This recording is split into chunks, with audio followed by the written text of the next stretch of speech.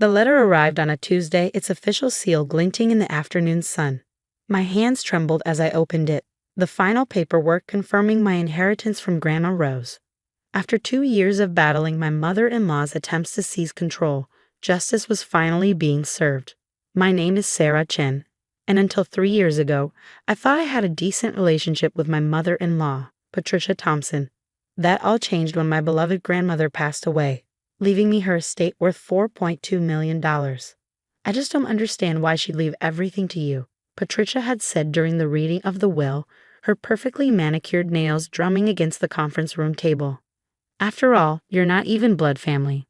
I could still hear the disdain in her voice, the way she emphasized not family like it was something dirty.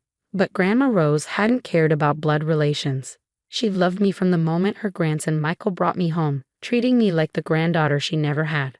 For 8 years, while Patricia spent her time at country clubs and charity galas, I visited Rose every Sunday. We cooked together, gardened together, and shared stories about our lives. When she started showing signs of dementia, I was the one who helped her navigate medical appointments and organized her care. Someone needs to oversee her finances, Patricia had declared during a family dinner, about 6 months before Rose passed. She's clearly not in her right mind anymore, making all these changes to her will. I should have recognized the warning signs then. The way Patricia started showing up at Rose's house unannounced, hovering over her shoulder as she reviewed her financial documents.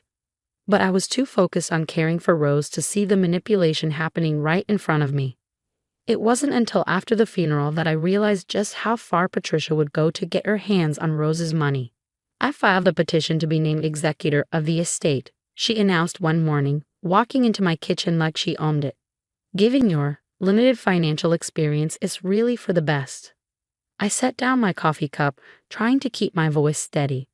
The will specifically names me as executor, Patricia. Rose wanted me to handle her estate. She smiled, that condescending smile I'd grown to hate. Dear, you're a kindergarten teacher. What do you know about managing millions?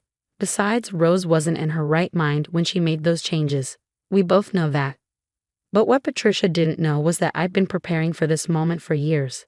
Ever since I noticed her increasing interest in Rose's finances, I'd started documenting everything. Every conversation, every surprise visit, every attempt to isolate Rose from other family members, it was all recorded. I had videos of Rose explicitly stating her wishes, recorded with her full knowledge and consent during her lucid moments. I had documentation from her doctors confirming her mental competency when she updated her will. And most damaging of all, I had recordings of Patricia herself, plotting with her lawyer to have Rose declared incompetent. We just need to get her evaluated by the right doctor, she'd said in one recording, not realizing my phone was capturing every word. Someone who understands the situation. Once we have her declared incompetent, we can challenge anything she's done in the past year, including that ridiculous will. The first hint Patricia got that things weren't going her way came during the initial court hearing. Her lawyer, a slick man named James Barrett, stood before the judge with his usual confidence. Your Honor, we have serious concerns about Mrs. Thompson's mental state when these changes were made, he began. The deceased was suffering from documented cognitive decline. Objection, Your Honor, my lawyer, Susan Martinez, interrupted. We have extensive medical documentation proving Mrs. Thompson was competent when she updated her will, including evaluations from 3 separate neurologists. Barrett faltered slightly but pressed on. Nevertheless, we believe it's in the best interest of the estate to have someone with more financial experience managing these assets. Mrs. Chen is a schoolteacher with no background in. Your Honor, Susan cut in again. If we may present Exhibit A. She proceeded to play one of my recordings, a conversation between Patricia and Barrett where they explicitly discussed their plan to seize control of the estate. The color drained from Patricia's face as her own voice filled the courtroom. I don't care what it takes. That money belongs in this family, not with some outsider who married in. Find a way to get it done. The judge's expression darkened as he listened. When the recording ended, he turned to Patricia's lawyer. Mr. Barrett, are you aware that conspiring to fraudulently seize control of an estate is a serious offense? Barrett tugged at his collar, suddenly looking less confident. Your Honor, I can explain. But there was no explaining away the evidence. Over the next 2 hours, Susan methodically presented our case. The medical records, the videos of Rose, the multiple recordings of Patricia's attempts to manipulate the situation. By the time we finished, Patricia's petition wasn't just denied. She was facing potential legal consequences for her actions. This court finds clear evidence of attempted fraud, the judge declared. Mrs. Chen will retain her position as executor, as per the deceased's wishes. Furthermore, Mrs. Patricia Thompson is hereby barred from any involvement with the estate. Mr. Barrett, I suggest you speak with the Ethics Board about your role in this matter. As we left the courthouse that day, Patricia grabbed my arm. Her perfectly composed facade had cracked, revealing the fury beneath. You think you've won, she hissed. This isn't over. That money belongs in this family. I calmly removed her hand from my arm. You're right, Patricia. The money does belong in the family. That's exactly where Rose placed it, with me. You're not family, she spat. You're just some gold digger who wormed her way in. Mom, stop. Michael's voice cut through her tirade. My husband had been quietly supportive throughout this ordeal, torn between loyalty to his mother and his knowledge of what was right. Sarah is my wife, he continued, taking my hand. She was more family to Grandma Rose than you ever were. All those years you were too busy for Sunday visits, Sarah was there. When Rose needed help, Sarah was there. The only person trying to take advantage of this situation is you. Patricia recoiled as if she'd been slapped. For a moment, she just stared at us, her mouth opening and closing without sound. Then she turned on her heel and stormed off, her expensive heels clicking against the courthouse floor. That evening, as Michael and I sat in our kitchen discussing the day's events, my phone buzzed with text messages from Patricia's friends. Prominent society women she'd enlisted in her campaign against me. You've made a powerful enemy, one message read. The Thompson family has a long memory. I showed the messages to Michael, who just shook his head. They can't hurt you anymore, he said. We have the truth on our side. But we both knew this wasn't really about truth or justice. For Patricia, it was about control, about maintaining her image as the matriarch of a wealthy family. Losing control of Rose's estate wasn't just a financial blow. It was a social embarrassment she wouldn't easily forget. As I sat there reading through the increasingly hostile messages, I realized something important. This wasn't just about protecting my inheritance anymore. It was about standing up to a woman who had spent years manipulating and bullying others to get her way. I picked up my phone and began forwarding the threatening messages to Susan. If Patricia wanted to continue this fight, I would be ready. I had learned from our first battle, documentation was everything. The next morning, I went to work as usual, teaching my kindergarten class and trying to maintain some normalcy. But during my lunch break, I received an urgent call from Susan. Patricia's filed an appeal, she said without preamble. She's claiming she has new evidence about Rose's mental state, but that's not the worst part. I braced myself. What else? She's also filed a complaint with your school board, alleging professional misconduct. She's trying to get you fired, Sarah. I gripped the phone tighter, anger rising in my chest. On what grounds? She's claiming you used your position as a teacher to manipulate Rose, that you brought her to school events and used the children to emotionally manipulate her into changing her will. The accusation was so absurd, it would have been funny if it weren't so potentially damaging to my career. Yes, I had brought Rose to some school events. She loved seeing the children perform in holiday shows. But the idea that I had somehow used this to manipulate her was ridiculous. We need to meet, Susan said. Tonight if possible. This is getting ugly, and we need to be prepared. As I hung up the phone, I caught my reflection in the classroom window. The woman staring back at me wasn't the same person who had once tried so hard to win Patricia's approval. That woman was gone, replaced by someone stronger, someone who wouldn't back down from a fight.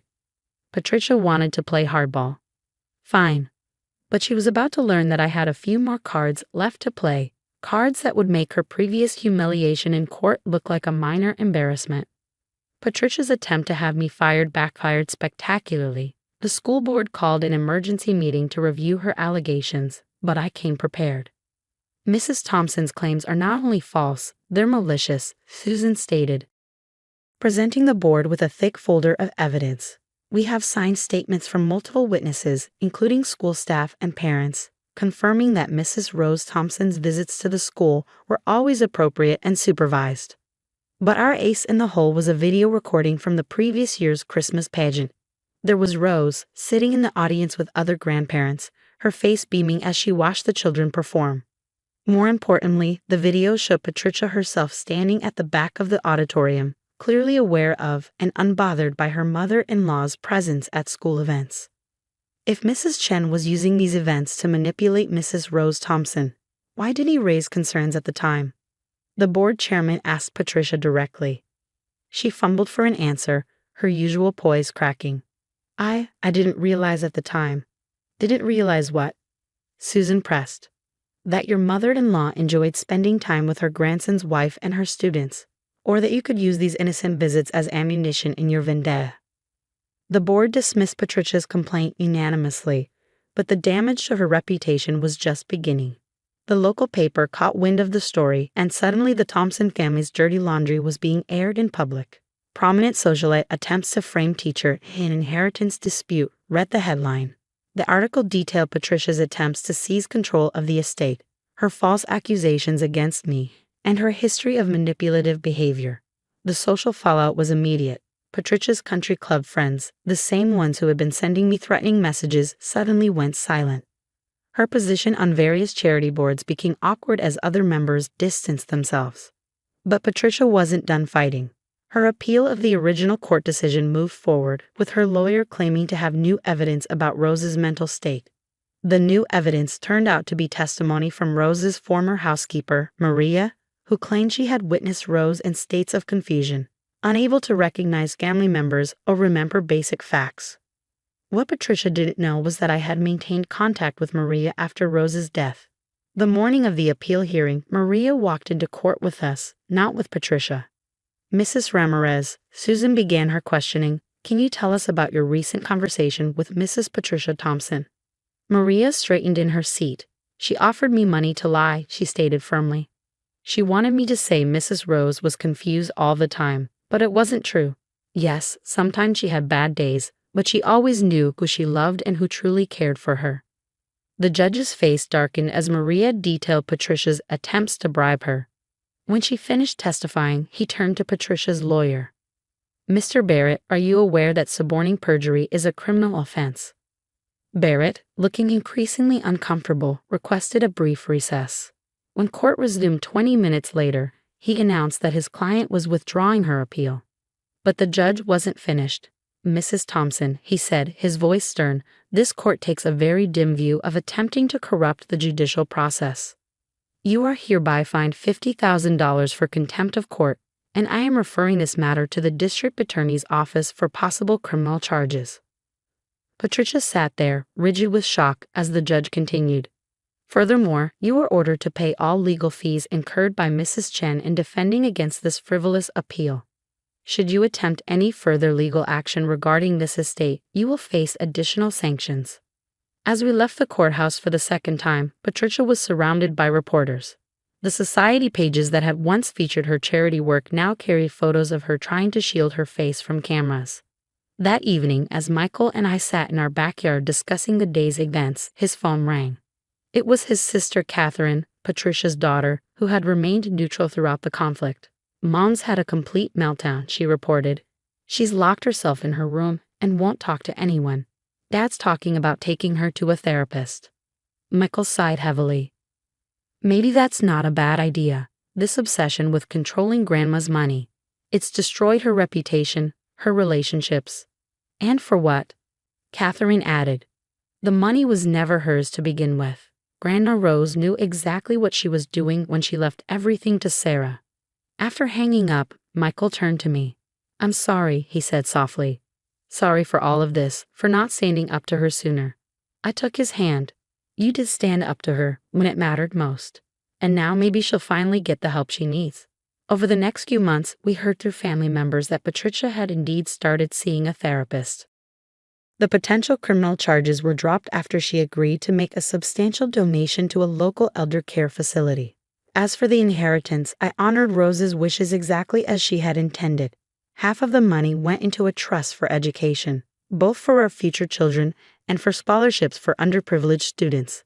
The other half was invested in expanding the small community garden Rose had loved, turning it into a thriving urban farm that provided fresh produce to local food banks. One year after our final court battle, I received an unexpected letter. It was from Patricia, written on her therapist's advice as part of her recovery process. Dear Sarah, it began. I owe you an apology. My actions were driven by pride, greed, and a misguided sense of entitlement.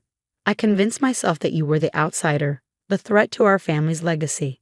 In reality, you were the one truly carrying on Rose's legacy of kindness and generosity.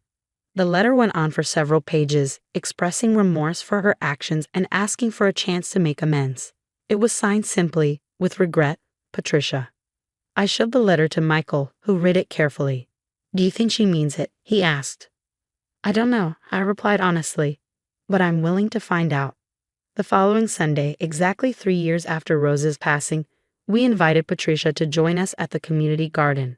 As she walked through the thriving beds of vegetables and flowers, I could see something in her expression shift.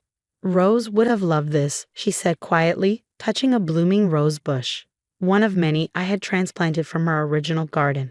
She always said gardens were for growing people, not just plants. That's why she left everything to me, I said gently, not because she loved me more, but because she trusted me to grow something meaningful from what she left behind. Patricia nodded, tears in her eyes. I understand that now. I just wish I hadn't had to lose so much to learn that lesson. As we walked through the garden together, I thought about Rose and what she would make of all this. She had always said that money was like water. It could either nourish growth or erode foundations, depending on how you used it. Patricia's attempts to seize control of the inheritance had nearly destroyed our family. But in the end, Rose's wisdom had prevailed. The money had done exactly what she intended. It had revealed true characters, tested relationships, and ultimately helped heal old wounds. Today, the community garden stands as a testament to Rose's legacy. Local schoolchildren come for lessons about growing food and caring for the environment. Families gather for community events in the pavilion built in Rose's memory. And yes, Patricia occasionally volunteers, working alongside others to tend the gardens her mother-in-law loved so much. She's different now, humbled by her fall from grace, but perhaps better for it. The perfectly coiffed society matriarch has been replaced by someone more genuine, more willing to get her hands dirty in actual soil rather than family politics. As for me, I continue teaching kindergarten, sharing Rose's love of learning with new generations. The inheritance changed many things in our lives, but it didn't change who I am or what I believe in. Sometimes, when I'm working in the garden, I think I can feel Rose's presence among the flowers she loves so much. I imagine her smiling, satisfied that her legacy grew into something even more beautiful than she planned. And I smile too, knowing that the real inheritance wasn't the money at all. It was the strength to stand up for what's right, the wisdom to use resources for good, and the understanding that true family isn't about blood or money, but about love and trust freely given. Patricia learned that lesson the hard way. But in the end, maybe that's exactly what Rose intended all along.